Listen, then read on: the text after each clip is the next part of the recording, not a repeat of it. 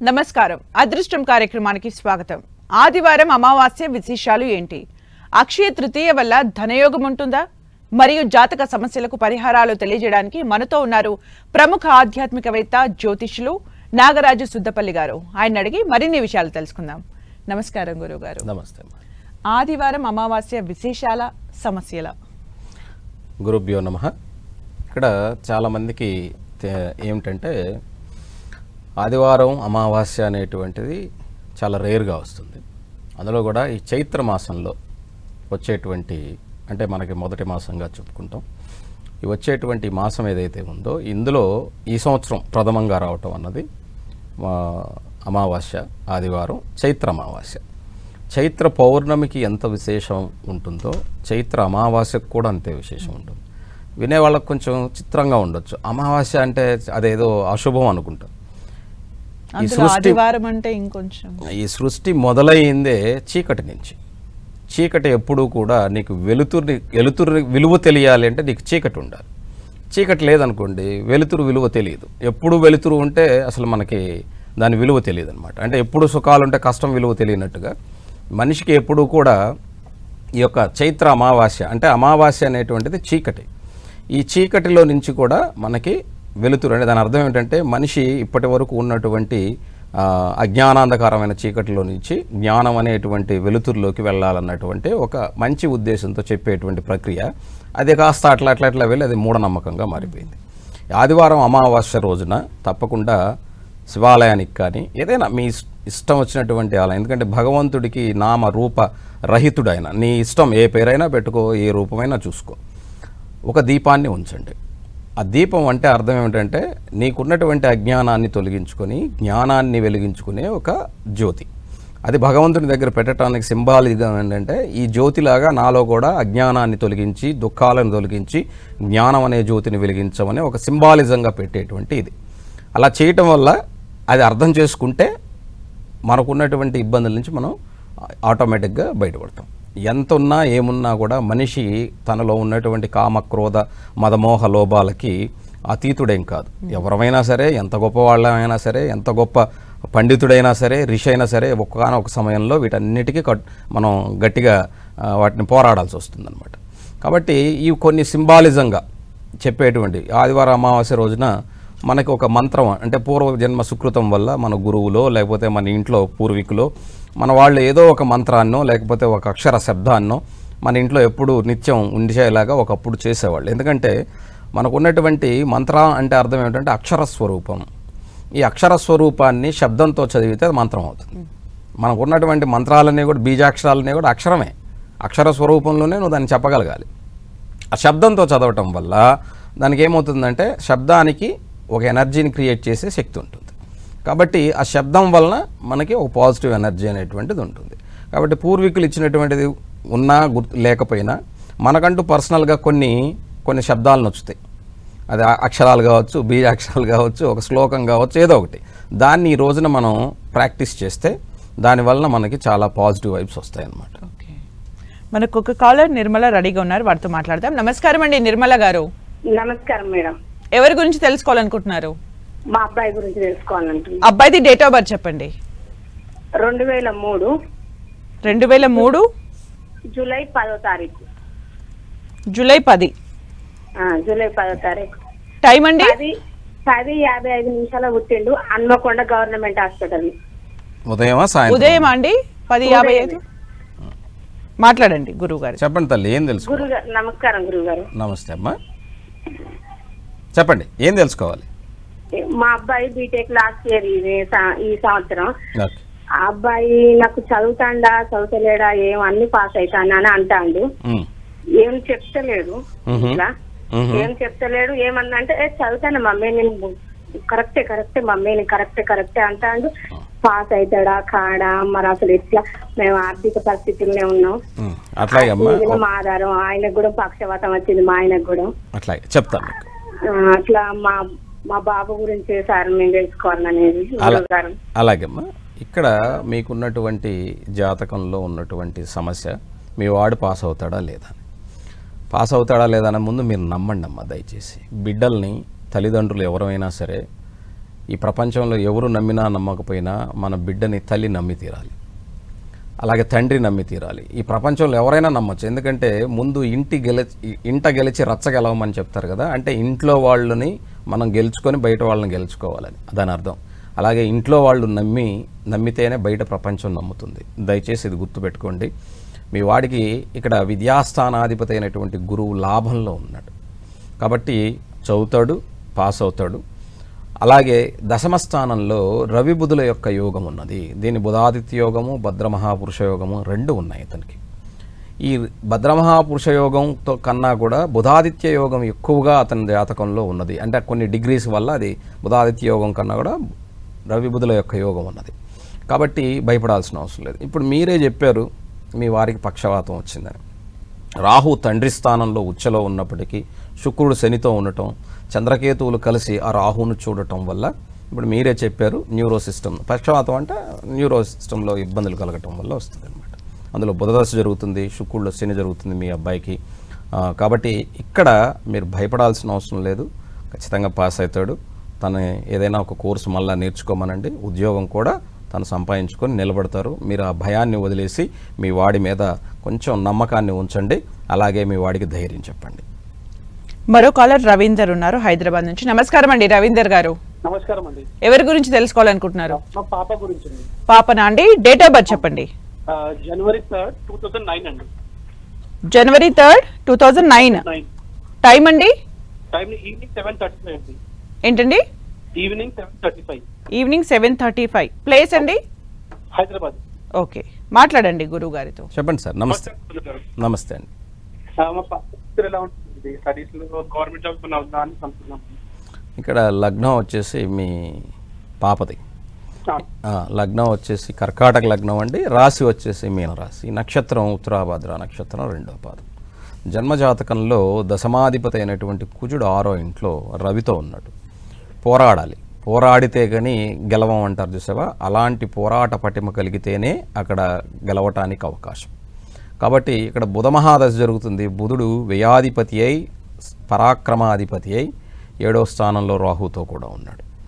కాబట్టి ఇక్కడ కొంచెం గట్టిగా పోరాడాల్సి వస్తుంది అనమాట, మామూలుగా కాదు. అంటే లక్ష్యం పెద్దదిగా పెట్టుకొని దాన్ని అంతకు తగ్గ యుద్ధం చేస్తేనే గెలుస్తామంటారు కదా, అలాంటి పోరాటం చేస్తే తప్ప ఇక్కడ అంత ఈజీగా ఇక్కడ వచ్చేదానికి అవకాశం లేదండి. గట్టి పోరాటం అయితే చేయమనండి. ఎందుకంటే 7.5 సంవత్సరం శనిలో ఉండటం, అందులో కూడా ఇప్పుడు ఇక్కడ అంటే మీనరాశిలో ఉన్నటువంటి ఉత్తరాభాద్ర నక్షత్రంలో ఉన్నందువల్ల కొంచెం కుటుంబంలో వాళ్ళు కూడా నమ్మకపోవటం, కుటుంబంలో వ్యక్తులతో ఇబ్బందులు కలగటం, అలాగే ఆరోగ్యపరమైనటువంటి ఇబ్బందులు, ఇలా రకరకాలైనటువంటి ఇబ్బందుల నుంచి బయటపడాలి అంటే ఆమెకు మీరు అందరూ సపోర్ట్ ఉండాలి. అలాగే తను చదువు విషయంలో తను పోరాటం చేస్తే తప్ప గెలవలేదు కాబట్టి పోరాటం చేయమనండి. మరో కాలర్ భాగ్యలక్ష్మి అనకాపల్లి నుంచి రెడీగా ఉన్నారు. నమస్కారం అండి భాగ్యలక్ష్మి గారు. నమస్తే మేడం. ఎవరి గురించి తెలుసుకోవాలనుకుంటున్నారు? నా గురించే మేడం. సరే అండి, డేట్ ఆఫ్ బర్త్ చెప్పండి. 1989. ఓకే. నవంబర్ 25. నవంబర్ 25, 1989.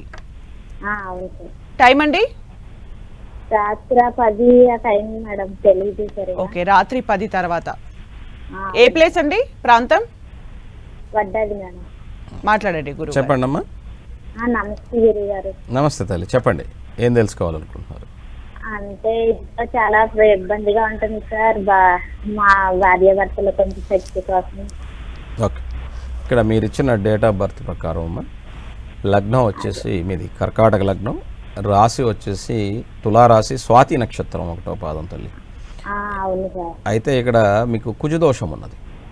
ఓకే, శత్రురాశిలో కుజుడు ఉండటం, అందులో కూడా కుజుడు ఇక్కడ జాతకంలో చంద్రుడితో ఉన్నప్పటికీ యోగం చంద్రమంగళ యోగం అంటాం, కానీ కేంద్రంలో ఉన్న కానీ అది శత్రురాశి అయిపోవటం వల్ల అది మీకు వివాహం అయినప్పటికీ కూడా ఇద్దరికి ఇబ్బంది కలుగుతుంది. ఈ కుజదోషం చంద్రుడితో కూడా ఉంది కాబట్టి మీరు ఏం చేస్తారు అంటే, ఇక్కడ ఉన్నటువంటి జాతకంలో సర్పయోగం అయితే లేదు కానీ కుజదోషం అయితే ఉన్నది. ఇక్కడ కుజచంద్రుల యోగంగా మారాలి, అది మీకు ఉపయోగకరంగా ఉండాలి అంటే ప్రస్తుతం శనిలో కేతు జరుగుతుంది. ఇది నెక్స్ట్ ఇయర్ మార్చి దాకా మీ ఇద్దరి మధ్య ఈ చిన్న చిన్న తగలాటలు, ఇబ్బందులు, ఒక్కోసారి దూరంగా ఉండటం ఇలాంటివి, లేదా వెళ్ళిపోతే బాగుంటారు అనిపించడం ఇలాంటివి జరుగుతూ ఉంటాయి. కాబట్టి ఈ కొంచెం కాలం ఓపికగా ఉంటూ ఇక్కడ చంద్రుడు కుజుడు చేరి ఉన్నందువల్ల అమ్మవారిని లలితా సహస్రనామం ప్రతిరోజు చదువుకోండి.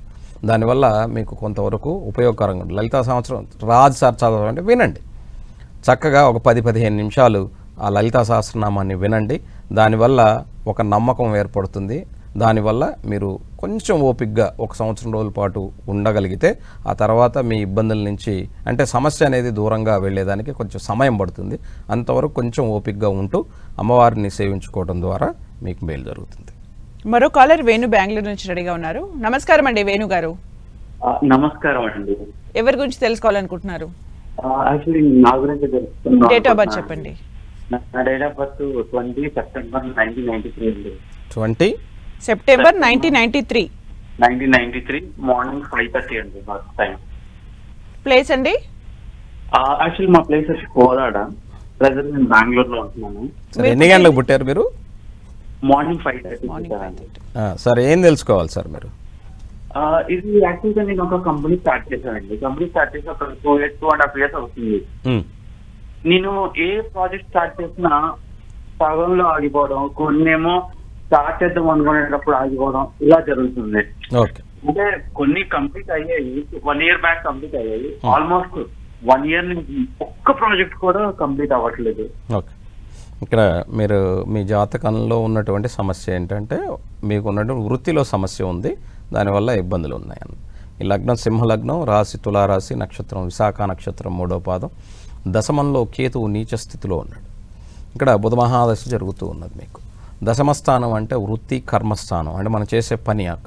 ఇక్కడ మీరే చెప్పారు ఒక ఇండస్ట్రీ పెట్టాను అంటే కంపెనీ పెట్టాను, సారీ.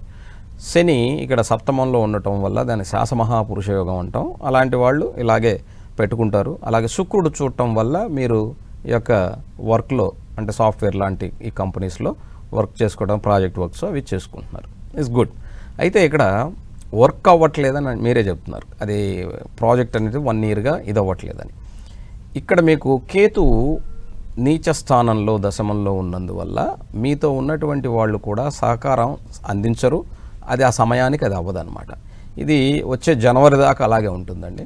వచ్చే జనవరి తర్వాత మీకు ఉపయోగకరంగా ఉంటుంది. ఈలోపు మీరు ఏం చేస్తారంటే కేతువుని మూలాధార చక్రంలో టెయిల్ బోన్లో ఉంటాడు కేతువు అని మన శరీరంలో ఉన్నటువంటి మనకున్న వెన్నుపూసకు సంబంధించి చెప్తారనమాట. కాబట్టి ఆధ్యాత్మిక కారకుడు. ఎందుకంటే ఆధ్యాత్మికత మొదలవ్వాలి, మనలో ఉన్నటువంటి కుండలిని శక్తి ఓపెన్ అవ్వాలి అంటే కింద కేతువుతోనే మొదలవుతుంది అది. కాబట్టి ఈ కేతు ఎవరి ఆధీనంలో ఉంటాడు అని చెప్తారంటే గణపతి ఆధీనము అని చెప్తారు. గణపతి అంటే అర్థం ఏమిటంటే విఘ్నాలను తొలగించేటువంటి వాడు అని చెప్తారు. కాబట్టి గణపతికి ఉన్నటువంటి మంత్రాన్ని ఒక బీజ మంత్రం ఆయనది గం గణపతయే నమః అంటాం కదా, దాన్ని కంటిన్యూగా మీరు చేయండి. దానివల్ల ఏమవుతుందంటే మీ యొక్క మస్తిష్కం అంటే మెదడులో ఎందుకు ఇలా జరుగుతుంది, ఏ విధంగా దాన్ని సాల్వ్ చేయొచ్చు, ఏ విధంగా కంప్లీట్ చేయొచ్చు, ఇలాంటి నాలెడ్జ్ వస్తుంది. అప్పుడు మీరు దాన్ని ఈజీగా చేసుకుంటారు. ఇప్పుడు గురువు గారు, ఈ వారం రోజుల్లో ఏ రోజుకైనా ప్రత్యేకత ఉందా, విశేషమైన రోజు ఉందా? ఈ రోజున ఆదివారం అమావాస్యలాగా రేపు మనకి వైశాఖ మాసం స్టార్ట్ అవుతుంది. రేపు మొదటి రోజు, తర్వాత రోజు వచ్చేసి పరశురామ జయంతి ఉంది, అంటే 29వ తారీఖు. 30వ తారీఖున అక్షయ తృతీయ ఉంది. కాబట్టి ఈ వారం అంతా కూడా మనకి అంటే ప్రతిరోజు పండుగే అన్నటువంటి దీనికోసం మన వాళ్ళు చెప్తారు. ఎందుకంటే పూర్వం ఇవి చైత్రమాసం వైశాఖ మాసాన్ని ఎందుకు విశేషంగా చెప్పేవాళ్ళు అంటే ఈ భారతదేశం ఎప్పటి నుంచో వ్యవసాయ ఆధారితమైనటువంటి దేశం. ఈ రోజున టెక్నాలజీస్ అని అవన్నీ ఇవన్నీ పరిగెత్తున్నాం, కానీ ఆ రోజుల్లో కూడా ఉన్నాయి. కాకపోతే ఎక్కువ మంది వ్యవసాయానికి సంబంధించినటువంటి వృత్తుల్లో అంటే సంబంధమైన వృత్తుల్లో ఉండేవాళ్ళే ఈ భారతదేశంలో ఎక్కువగా ఉండేవాళ్ళు. వాళ్ళందరికీ ఏమిటంటే ఈ ఎండాకాలం అంటే ఈ సమ్మర్లో ఏమవుతుందంటే ఈ చైత్రమాసం వైశాఖ మాసంలో వాళ్ళు వ్యవసాయం ఉండదు, ఖాళీగా ఉంటారు. ఈ ఖాళీగా ఉన్నటువంటి ప్రతిరోజుని పండుగగా జరుపుకోవాలి అంటే నెక్స్ట్ పని చేయాలంటే వీళ్ళు ఉత్సాహంగా ఉండాలి. కాబట్టి ప్రతిరోజు ఒక పండుగగా చేసుకునేవాళ్ళు. అలాగా ఎక్కువగా మీరు చూస్తే చైత్ర వైశాఖ మాసాలని విశేషంగా మనకి పెళ్ళిళ్ళు కూడా చేసేవాళ్ళు చైత్రమాసంలో కానీ వైశాఖ మాసంలో కానీ. కాబట్టి ఇవన్నీ ఎందుకంటే మనిషి యొక్క వెసులుబాటును చూసుకొని ఇవి ఇక్కడ మంచి రోజులు, ఇవి ఇక్కడ ఈ రోజులు. దానికి ఇంకోటి ఏంటంటే ప్రకృతి సహకారం కూడా. ప్రకృతిలో ఇప్పుడు వచ్చేసి మనందరికీ కూడా చూస్తే చైత్ర వైశాఖాల్లో మనకి పూలు అంటే స్ప్రింగ్ అంటుంది, మనం పూలు పుష్పిస్తాయి, కాయలు వస్తాయి, పండ్లు వస్తాయి, చాలా ప్రకృతి కూడా అందంగా కొత్తదనంతో ఉంటుంది. అలాగే ప్రతి మనిషి జీవితం కూడా అలా కొత్తగా ఉండాలని ప్రతిరోజు ఏదో ఒక విశేషంతో మనకి ఈ చైత్ర వైశాఖ మాసాలనే కాకుండా ఈ ప్రతి మాసంలోనూ కొన్ని విశేషమైనటువంటి రోజుల్ని చెప్పడం జరిగింది. అయితే ఈ అమావాస్య రోజున మళ్ళీ పరశురామ జయంతి రోజు చెప్పుకుందాం, అక్షయ తృతీయ రోజు అక్షయ తృతీయ గురించి చెప్పుకుందాం. ఈ రోజున శివాలయానికి వెళ్ళి సాయంత్రం లోపుగా, ఎందుకంటే ఆదివారం అమావాస్య ఉంది, అమావాస్య ఎప్పుడు కూడా చీకటిలోనే మనం దీపం ఉంచితే చాలా మంచిది, లేదా సూర్యోదయానికి ముందు ఉంచినా కూడా మంచిది, లేదా సూర్యుడికి దీపం పెట్టినా కూడా అందులో కూడా విప్ప నూనె ఎందుకు చెప్తున్నారు గురువుగారు అంటే, విప్ప నూనె చాలా విశేషమైనటువంటిది. ఆయుర్వేదంతో పాటు ఆరోగ్యానితో పాటుగా అది వెలగటం ద్వారా మన శరీరంలో ఉన్నటువంటి ఆరోగ్యంతో పాటు అలాగే మనకున్నటువంటి ఆధ్యాత్మిక వృద్ధి, అలాగే మనకి ధన సమృద్ధి కలుగుతుంది అని మన పూర్వీకులు చెప్తారు. కాబట్టి విప్ప నూనెలో కొంచెం ఏదైనా సరే సుగంధభరితమైనటువంటి ద్రవ్యాలను కలిపి కానీ భగవంతుని దగ్గర దీపం ఉంచితే మన ఇల్లు కూడా పాజిటివ్ ఎనర్జీతో, అంటే ఆ బ్లిస్ ఏదైతే అంటే వాసన ఏదైతే ఉంటుందో దానివల్ల మనందరం కూడా కొద్దిగా ప్రశాంతంగా ఉంటాం. కాబట్టి అలా చేసుకోవటం ద్వారా మన మానసిక స్థితి బాగుపడుతుంది. అలాగే ఆ దీపం వెలిగించడం ద్వారా, దీపం అనేటువంటిది ఫస్ట్ మనం ఏం పని చేసినా ఒక శుభకార్యాన్ని మొదలుపెట్టినప్పుడు ఫస్ట్ దీపాన్నే వెలిగిస్తాం. ఎందుకు వెలిగిస్తాం దీపాన్ని అంటే అది చిన్నదే కదా, యజ్ఞం డైరెక్ట్గా యజ్ఞం హోమం యాగాలే చేయొచ్చు కదా, దాన్ని వెలిగించాలన్నా కూడా దీపం వెలిగించాలి. కాబట్టి దీపం అనేటువంటిది ఫస్ట్ మన జీవితాల్లో చాలా విశేషమైనది. కాబట్టి కరెంటు ఇదంతా వచ్చిన తర్వాత వాటి విలువ తగ్గిపోయింది, దాని గురించి మాట్లాడేవాళ్ళు లేరు. కాబట్టి ఇంట్లో ఎప్పుడైనా సరే ఒక విశేషమైన రోజున మీరేం చేసినా చేయకపోయినా దీపాన్ని మాత్రం ఉంచండి. అంటే చాలామంది అడుగుతారు, గురుగారు ఇంట్లో మా వాళ్ళు చనిపోయారు, దానికి సంవత్సరం రోజులు వెలిగించకూడదా, ఇట్లా చాలామంది అడుగుతారు. దానికి నేను ఒక ప్రశ్న వేస్తాను ఎవరినైనా సరే. దీపం అనేటువంటిది జ్ఞానస్వరూపం, దానికంటూ మంచి రోజు చెడ్డ రోజు అంటూ ఏం లేదు, ప్రతిరోజు దీపం వెలిగించుకోవాలి. ఇంట్లో వాళ్ళు చనిపోయారని పొయ్యి వెలిగించకుండా ఉంటారా, తినకుండా ఉంటారా? సంవత్సరం రోజులు బాడీని అక్కడ పెట్టుకొని ఇక్కడ ఆకలి షుగర్ ఉన్న వాళ్ళు అల్లాడిపోతున్నారని తింటాం కదా. మరి అలాంటప్పుడు భగవంతుడి దగ్గర దీపం పెడితే ఏమవుతుంది? ఇదంతా మనకున్నటువంటి అశౌచం అని ఇంకోటని అవన్నీ ఏమిటంటే తల్లిదండ్రులు చనిపోయిన తర్వాత కూడా లోకం వీడిని మాటలు అంటదనమాట. వీడికి తల్లిదండ్రులు చనిపోయిన బాధ లేదు, లేదా ఇంట్లో వాళ్ళు చనిపోయారని బాధ లేదు, వీడు దీపం ధూపం గుళ్ళు గోపురాలను తిరుగుతున్నాడు, వీడికి ఎంత ఆనందం అని లోకం అంటదని. అందులో తల్లిదండ్రులు చనిపోతే శౌచం ఉంటుంది, ఎందుకంటే వాళ్ళు జన్మనిచ్చారు కాబట్టి. అది ఎన్ని రోజులు ఉంటుంది? కర్మ చేసేంత వరకు ఉంటుంది, సంవత్సరం రోజులు కాదు కదా. అలాగే దేవాలయాలకు కూడా వెళ్ళనివ్వరు, దేవాలయానికి వెళ్ళనివ్వరు, కానీ దేవాలయంలో మాత్రం ప్రాంగణంలో నిద్ర చేసి రమ్మంటారు. మరి ఆ 11 రోజుల లోపే, అంటే కర్మకాండ చేసే లోపే ఆ అస్థికలు కలిపేసిన తర్వాత ఒక శివాలయంలో నిద్ర చేయమని చెప్తారు కదా. నిద్ర చేసినప్పుడు లేని శౌచము తర్వాత ఎలా నుంచి వచ్చేస్తుంది మీకు? కాబట్టి ఇది ఆలోచించుకోండి. ఎందుకంటే భగవంతుడు అన్ని వేళలా అన్ని దిక్కలా ఉన్నాడు. మన వాళ్ళు ఆ రోజున ఆ కాలానికి తగ్గట్టుగా వాళ్ళు చెప్పి ఉండవచ్చు, కానీ ఈ రోజున పక్కింటోడికే తెలియదు మనం. కాబట్టి ఇది భగవంతుడి దగ్గర మీరు ప్రతినిత్యం అఖండం వెలిగించుకునే వాళ్ళు ఉంటారు ఇంట్లో, అది నిత్యం వెలుగుతూనే ఉంటుంది. కాబట్టి దయచేసి మీరు తప్పుగా అనుకోకండి. మీరు ఏదైనా సరే ఒక శుభకార్యం కానీ ఏదైనా సరే ఇంట్లో ఒక విశేషమైన రోజు కానీ భగవంతుడి దగ్గర దీపం ఉంచడం మాత్రం మర్చిపోకండి. ఓకే, మరో కాలర్ రామతులసి రెడీగా ఉన్నారు. నమస్కారం అండి రామతులసి గారు, ఎవరి గురించి తెలుసుకోవాలనుకుంటున్నారు? మా మనవరాల గురించి మేడం. డేట్ ఆఫ్ బర్త్ చెప్పండి. 2013. ఓకే, జూలై 18వ తారీఖు. జూలై 18. టైం అండి? నైట్ 12:25. 12:25. అవును మేడం. ఏ ప్రాంతం అండి? అదే పశ్చిమ గోదావరి జిల్లా. ఓకే, మాట్లాడండి గురుగారితో. అడుగుపలనండి. చెప్పండి తల్లి, ఏం తెలుసుకోవాలి? పాప కొంచెం చదువులో వీక్ అయిపోతుందండి. చదువు అంటే అస్సలు ఇంట్రెస్ట్ చూపించట్లేదండి. ఈ పాప జన్మ జాతకంలో తల్లి లగ్నం మేష లగ్నం, రాశి వచ్చేసి తులారాశి, స్వాతి, ఇక్కడ విశాఖ నక్షత్రం 1వ పాదం. జాతకంలో సంపూర్ణమైనటువంటి సర్పయోగం ఉన్నది. ఈ సర్పయోగం ఉండటం వల్ల ఇక్కడ ఇబ్బంది కలగడానికి గల కారణం విద్యాస్థానాధిపతి అయినటువంటి చంద్రుడు జాతకంలో రాహుతో చేరి ఉన్నందువల్ల. ఇక్కడ అదే తులలో శని కూడా ఉన్నాడు, కానీ రాహు కానీ లేకపోతే అద్భుతమైన యోగంగా ఉండి చాలా గొప్పగా చదువుకునేదానికి అవకాశం ఉండేది.